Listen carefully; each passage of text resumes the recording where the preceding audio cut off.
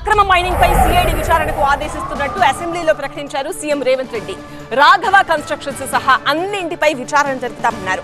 June 2 నుంచి ఇప్పటి వరకు ఇచ్చిన మైనింగ్ లీజులపై విచారణ చేయించి వచ్చే అసెంబ్లీలో నివేదికలు పెడతామన్నారు.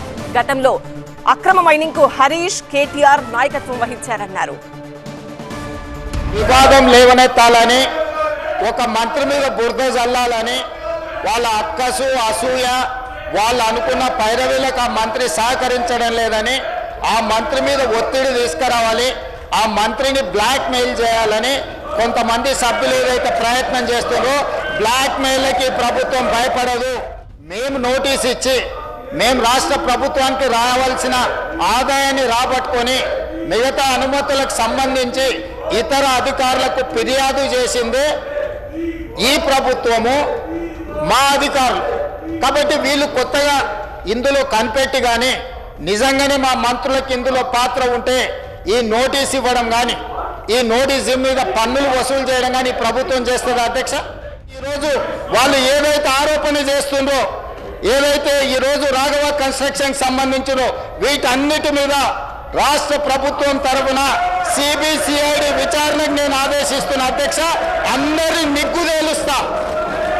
కొల్లగొట్టింది మీరు, 35% ఆదాయాన్ని పెంచడం. అధ్యక్ష, ఇసుక మాఫియా నడిపింది వీళ్ళు, దోపిడీకి పాల్పడ్డది వీళ్ళు. ఈరోజు వాళ్ళే అంటున్నారు కన్స్ట్రక్షన్ కుంటుపడింది, రియల్ ఎస్టేట్ దెబ్బతిన్నది. మరి రియల్ ఎస్టేట్ దెబ్బతింటే ఇసుక ఏమైనా బుక్కుతున్నామా అధ్యక్ష? ఇసుక ఏమైనా వండుకొని బిర్యానీ తింటున్నామా?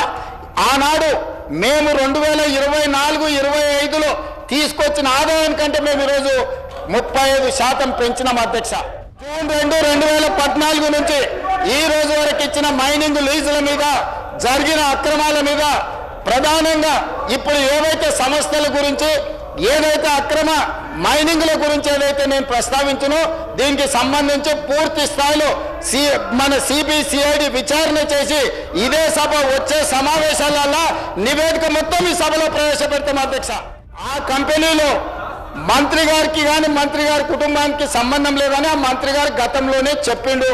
వీళ్ళు నిజ నిర్ధారణ కమిటీ అని అక్కడికి వెళ్ళి వీరంగం చేసిండ్రు. అప్పుడే మంత్రి గారు స్పష్టంగా నాకు నా కుటుంబానికి సంబంధం లేదు అని చెప్పిండు.